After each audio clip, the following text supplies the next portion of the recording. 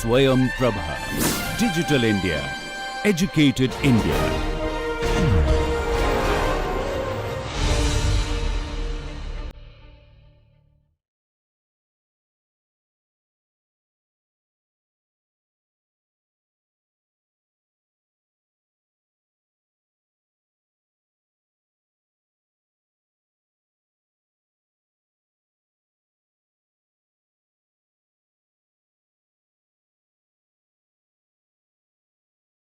Welcome back to our India First Leadership Talk with Shri Rohit Kumar Singh.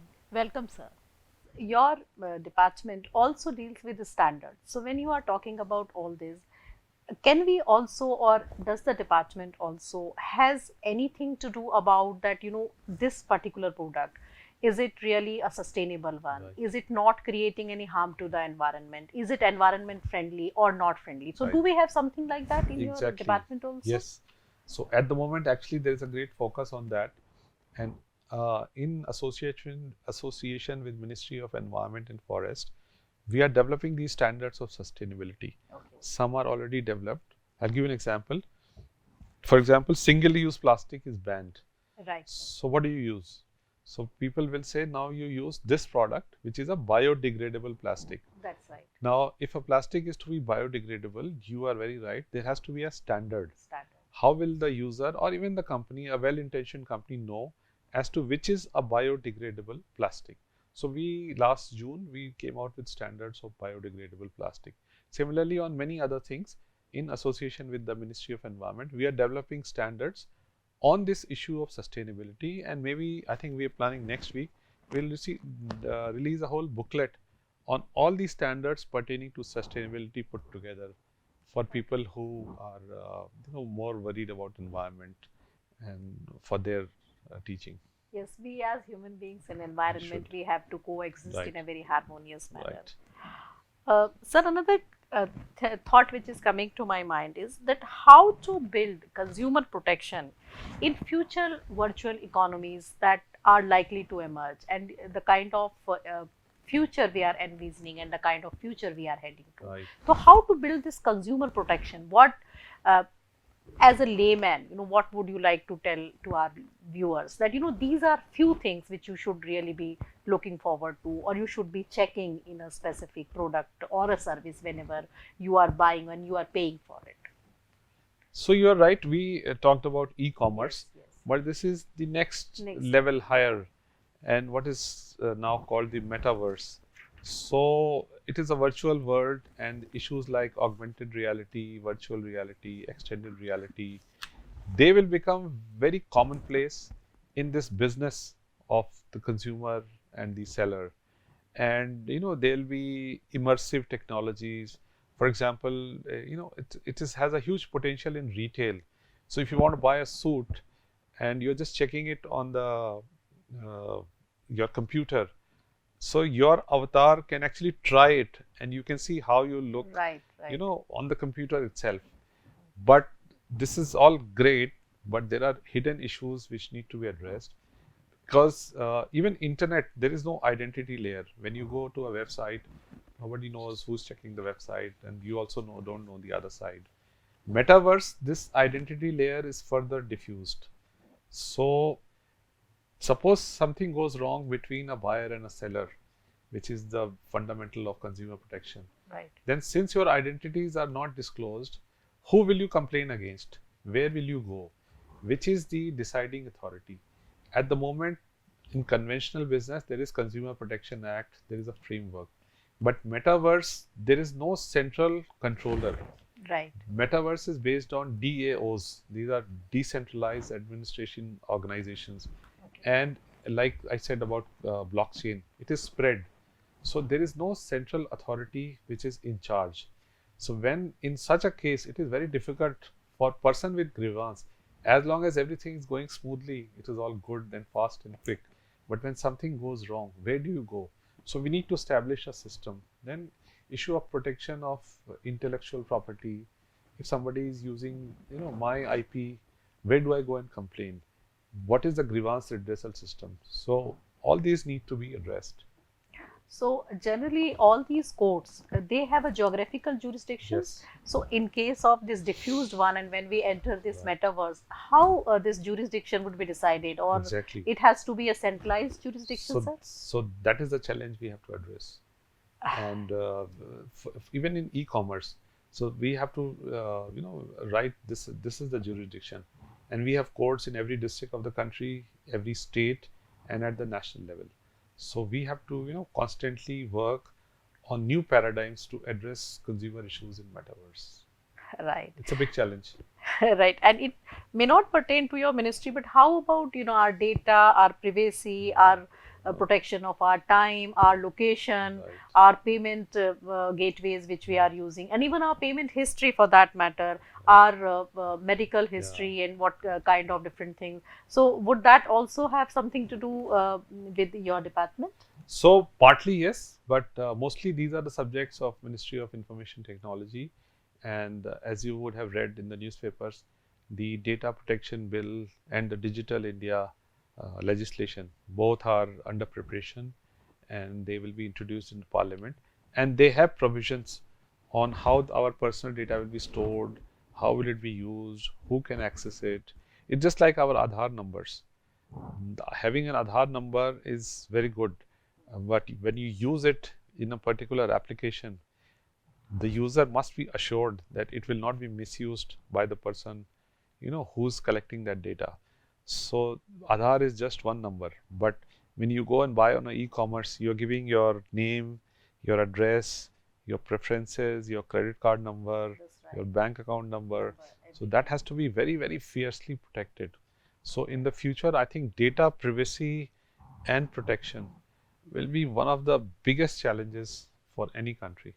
कुछ समय पहले हमारे माननीय प्रधानमंत्री जी ने लाल किले के प्राचीर से पहले जय जवान जय किसान, फिर उसमें जय विज्ञान, और अब उसमें जय अनुसंधान जो जुड़ गया है। तो आपकी डिपार्टमेंट में इनोवेशंस पे, नवाचार पे, अनुसंधान पर कितने नए ढंग से काम करके हमारे जो उपभोक्ता है उनके लिए जीवन को बेहतर बनाने की कुछ प्रयास किए गए हो, तो कुछ इनोवेशंस रिलेटेड जो अनुसंधान पर आधारित हो, कुछ उस तरह की चीज बताइए।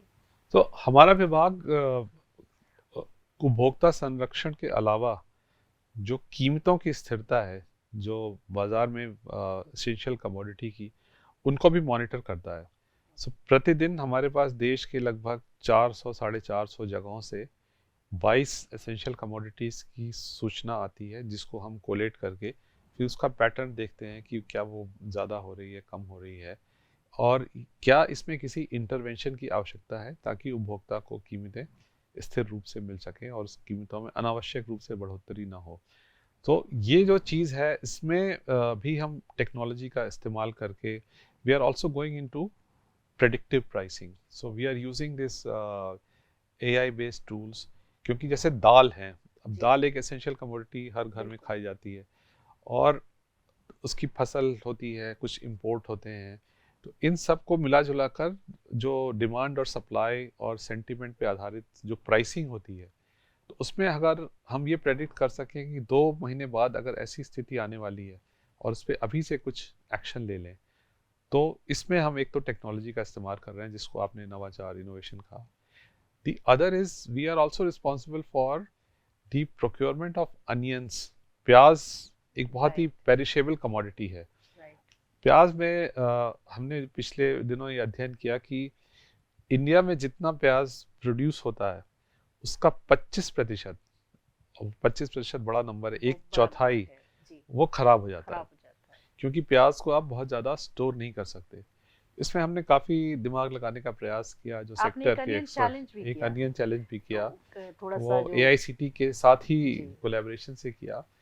हमें ये लगा, और हमने इसको उच्चतम स्तर तक भी बताया, कि अगर टेक्नोलॉजी का इस्तेमाल करके प्याज की जो लाइफ है उसको 1 महीने भी बढ़ा दिया जाए, तो इसमें 10% अगर इम्प्रूवमेंट हो जाए प्याज की स्टोरेज की एफिशिएंसी में, तो लगभग 2-3 हज़ार करोड़ रुपए का भारत की जो अर्थव्यवस्था है उसको फायदा हो सकता है, क्योंकि अनावश्यक रूप से वेस्ट हो जाती है। उसके लिए हमने, जैसा आपने कहा, grand onion challenge AICT doctor Abhay Jere के साथ, उनके सानिध्य में किया है, और उसका बहुत अच्छा रिस्पॉन्स आया है। तो उसमें हमने इसको 3 स्तर पे किया कि एक तो आइडिया, कि अगर आपके पास कोई ब्राइट आइडिया है तो उसको हम अप्रिशिएट करके उसको ऑनर करेंगे और उसको आगे ले जाने का प्रयास करेंगे। तो इसमें रिसर्चर्स, इंस्टीट्यूट्स, इंडिविजुअल्स, प्रोफेशनल्स सबके लिए ओपन था। हमारे पास बहुत सारे आइडियाज़ आए। जी सेकेंड स्टेज है कि उस आइडिया का आप प्रोटोटाइप में कन्वर्ट करिए, जी कि आइडिया तो बहुत अच्छा है लेकिन क्या इसको हम डिप्लॉय कर सकते हैं। तो प्रैक्टिकल है या नहीं। प्रैक्टिकल है नहीं, तो आप एक जो लैब कंडीशंस या जो भी एक कंडीशंस हैं उसके अंदर प्रोटोटाइप। और तीसरा है कि प्रोटोटाइप तो ठीक है, पर क्या इसको स्केलेबिलिटी है इस आइडिया में, क्या इसको पूरे भारत में डिप्लॉय किया जा सकता है। सो इन 3 सेट्स में हमने जो अनियन चैलेंज के आइडियाज़ आए थे उनको ग्रेड करके, कैटेगराइज करके, और हमारे एक्सपर्ट्स ने उसको सॉर्ट आउट किया है, और हम अगले हफ्ते से ही इसको आगे और ले जाएंगे और इस आइडिया को फर्दर डेवलप करेंगे। तो इसमें क्या हम किसी तरह की टेक्नोलॉजी को यूज़ कर रहे हैं या Yes. कोल्ड स्टोरेज को Right. यूज़ कर रहे हैं या सप्लाई चेन को देख रहे हैं जिससे कि ये अनियन हमारी ख़राब नहीं होंगी? Right. तो इसमें अनियन के स्टोरेज में 3 चीज़ें हैं। एक तो टेम्परेचर, एक ह्यूमिडिटी और एक एयर सर्कुलेशन। जी सो इसका ऑप्टिमल मिक्स क्या है, जी ये एक तो ये है। और दूसरा जो कुछ टेक्नोलॉजीज हैं जैसे इरेडिएशन है, जो कोबाल्ट 65 आइसोटोप के साथ इरेडिएशन करके, जी तो उसमें हम डिपार्टमेंट ऑफ एटॉमिक एनर्जी के सहयोग से भी बात कर रहे हैं, उसकी शेल्फ लाइफ क्या बढ़ाई जा सकती है। सो इरेडिएशन और स्टोरेज के कॉम्बिनेशन का भी अध्ययन कर रहे हैं। बट इन सारी चीज़ों में सबसे महत्वपूर्ण बात है कि इसकी कॉस्ट इफेक्टिवनेस क्या है, ओके मतलब कितनी कॉस्ट लगेगी और कितना फायदा होगा। फायदा होगा। Unless that is balanced or Optimal, that is हाँ। optimal, then there is no point going ahead with it. So सबसे important factor इसका यही है। तो आपको लगता है कि अगले 1 महीने में या 15 दिन में ये जो है जो आपने अनियन चैलेंज के जो भी विजेता है वो इम्प्लीमेंटेशन की स्थिति में आ जाएगा? राइट, 1 महीने में बिल्कुल आ जाएगा। और अभी आपने एक और सोचा है और अभी आपने लिखा भी है अबाउट टोमेटो चैलेंजेस। हाँ। सो अनियन की तरह ही वो भी एक पेरिशेबल तो वो अनियन से ज़्यादा उसमें चैलेंज है, it is highly perishable.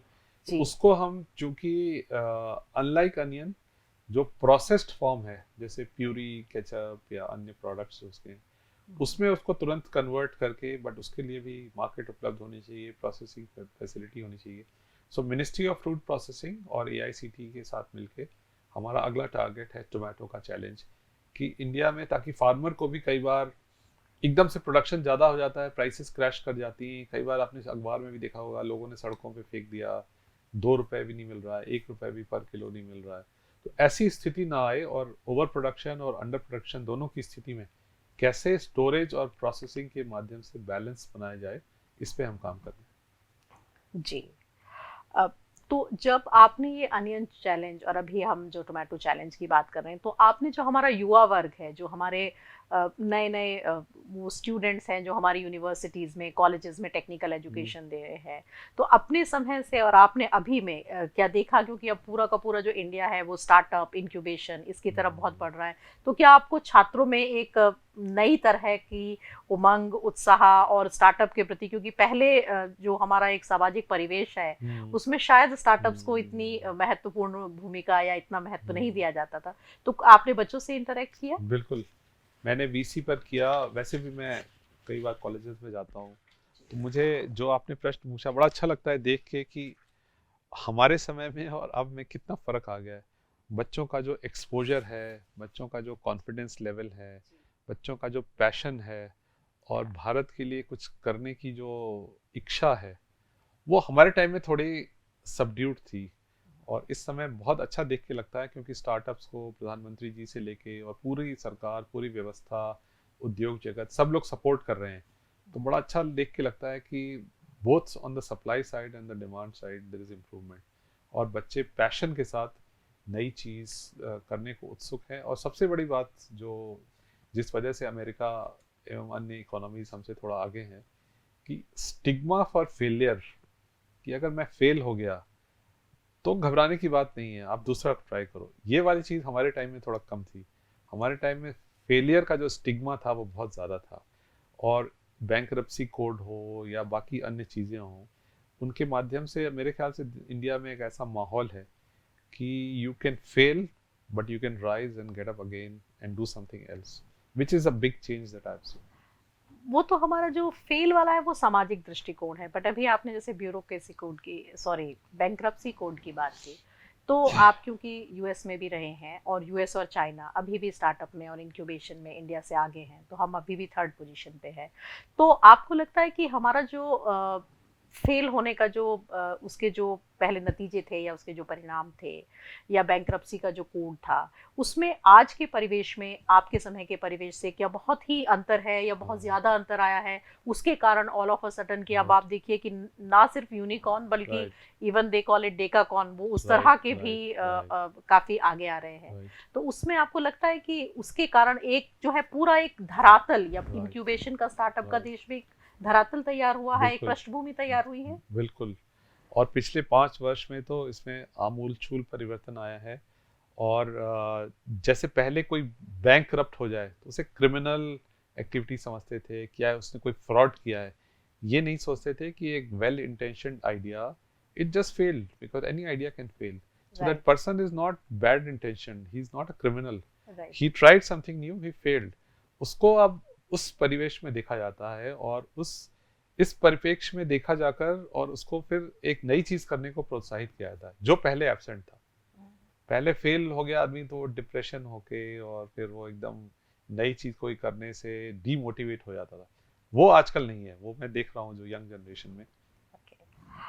You have led a very, very important government initiative in reviving public-private partnership in national highways, and very key policy interventions were there, like hybrid annuity model through appropriate risk allocation, and then for the first time I think it resulted in one of the largest FDI in the highway sector amounting to 1.5 billion US dollar.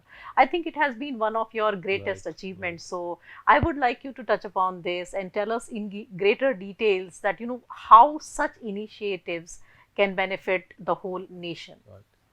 So you have to see that the whole world is changing and the governments and the private sector, they have to work together if a country has to succeed. And it is not that कि governments को ही सारा पता है और even otherwise कि private sector को ही होना चाहिए, government को नहीं होना चाहिए. I think both have to coexist and both have to be meaningful partners.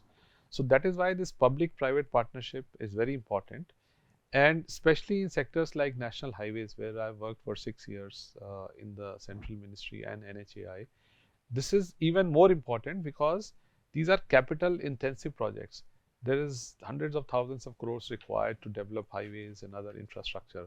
So you have to partner with private sectors because they have the capital, they have the managerial efficacy, they have access to finance. So, but it is government's responsibility to develop a model so that their risk is minimized. Because if there is big risks, they will not come into this because they are in the business of doing business. So in this hybrid annuity model, we mitigated the risk of the private sector so that it is appropriately balanced. And हालांकि मैं यहाँ भी ये कहना चाहूँगा कि जब हमने इस मॉडल को बनाया मेरे ख्याल से वर्ष 2016 में, तो पहला जब प्रोजेक्ट हमने बिड किया तो उस पर एक भी बिड नहीं आई, तो मैं बहुत निराश था। ये मुझे याद है हिमाचल प्रदेश की सड़क थी नेर चौक से कीरतपुर तक की और उसको हमने बिड किया था और उस पर कोई बिड नहीं आई। तो मैं अपने कमरे में बहुत निराश सा बैठा था और एक प्राइवेट सेक्टर के कोई व्यक्ति मिलने आए, बोले सर आप इतना परेशान क्यों हैं? मैंने कहा देखो इतनी मेहनत से हम लोगों ने डेवलप किया और ये काम नहीं कर रहा है। सो ही सेड सर मैं इसमें कुछ सुझाव देना चाहता हूँ। तो उन्होंने जो उसकी फाइनेंसिंग का रिटर्न का पीरियड था और उसका जो कर्व था उसको कहा कि सर थोड़ा सा इसको सर आप टेपर कर दीजिए। और बड़ा अच्छा उन्होंने कहा कि साहब आपका जो period of recovery of private sector ये 15 साल है। इंडिया में बैंक 12 साल के लिए लोन देता है और आपने सारी रिकवरी जो है वो 13, 14, 15 साल में रखी है प्राइवेट सेक्टर के लिए, तो वो उसको प्रॉब्लम हो रही है। जैसे ही वो मेरे कमरे से बाहर निकले मैंने अपनी टीम को बुलाया, उस कर्व को हमने वो चेंज किया, हम अपने मिनिस्टर साहब के पास गए, उनसे अप्रूव कराया, फिर वो दोबारा कैबिनेट में गया और उसके बाद से आज तक मेरे ख्याल से इंडिया में 150 से ज़्यादा बड़ी सड़कें इस मॉडल पर बन रही हैं, and it's a win win partnership between government and the private sector. So that is how some things revolve. So I want to, for the young people who are watching this, there are 2 lessons here. One is, कभी भी नई चीज करने में हिचकना नहीं चाहिए. You have to keep trying, do you think? और अगर शुरू में फेल हो भी गए आप, तो उससे घबराना नहीं चाहिए. You should get into the reasons, because all failures are lessons, and you should take lesson, you should take advice, and then start again, and you will succeed. So इस PPP जो दूसरा हमने किया, monetization, इंडिया में public sector में इतने assets हैं, लेकिन उससे जो पैसा निकाल कर हम नए प्रोजेक्ट्स में डालना चाहें, उसके लिए मोनेटाइजेशन की बात कही गई. तो हमने मोनेटाइजेशन का एक मॉडल डेवलप किया, उसको दुनिया भर के सारे देशों में जाकर बातचीत करी कि कैसे हो सकता है, और फिर उसके बाद उसको करके, और उसके बाद हमें $1.5 बिलियन का जो पहला बंडल के रूप में इन्वेस्टमेंट आया ऑस्ट्रेलिया से, उसके बाद हम आगे बढ़े. So there is no substitute of hard work, there is no substitute of engaging with the other side. If you think you know everything, you are dead. You should constantly engage with what is happening in other parts of the world. You should talk to your partners and never get deterred by the failure. That is the lessons that I have learned from my 2 big successes. Right. अब हमारा ये जो बातचीत है ये समाप्त होने को है, बस आपसे मैं पूछूंगी कौन सी वो कुछ एक किताब है जो आपकी बहुत फेवरेट हो, छोटा सा अपनी हॉबीज़ के बारे में, और क्या मैसेज आप हमारे यंगस्टर्स को देना चाहेंगे. जो अभी आपने एक मैसेज दिया है, बट कुछ खास चीज़ें जो आप उन्हें बताना चाहें, आपकी हॉबीज़ के बारे में थोड़ा बताएं, और आपकी favourite book. So my favorite book is a commentary on Bhagavad Gita. जी. And you must read, everybody must read that book. अगर आपको पूरी पढ़ने में तो दिक्कत है, तो उसकी बाजार में बहुत कमेंट्रीज उपलब्ध हैं, और उसका जो सार है वो यही है कि never get deterred, you keep doing your work and success will follow you. Right. Success की ओर देखकर काम नहीं करना है, जी. काम करते जाना है, सक्सेस अपने आप बीच में जुड़ती जाएगी. और कभी समय ज़्यादा लग जाता है, कभी कम लगता है, but never get deterred by that. I think that is the key. And the other is that, and there are some, I watch a lot of films, because I get a lot of, I mean, one is of course for entertainment, but I also see the art and the lessons that we derive from the films. Right. So there are 2 English films which I think everybody must see. They are great entertainers also. One is called The Shawshank Redemption. Yeah, and its IMDb is also the highest. The highest. And Yes. the other is called The Life is Beautiful, which is by an Italian director, Mr. Benigni. He's one of the most famous directors, but it's with English subtitles. Okay. So in both the movies, again the same message is there. Never give up. You know, you should keep trying, and then the success will be yours. कई बार मैं देखता हूँ young generation बच्चे मेरे पास भी आते हैं कि सर ये नहीं हुआ, अब मैं जा रहा हूँ. नहीं, don't go. Right. Keep trying, and have somebody, who's your mentor. And he doesn't have to be, a Nobel Prize winner. Mentors can be in the family. It can be your elder brother, your mother, your father, your teacher, your professor. कोई एक व्यक्ति होना चाहिए जो आपका sounding board हो, जिसके पास जाके आप अपनी सक्सेसेस, फेलियर्स, जो भी कुछ है उसको ठीक से शेयर करें, और उससे ऑनेस्ट एडवाइस मिल सके. कई बार ऑनेस्ट एडवाइस मिलना भी बड़ा कठिन होता है.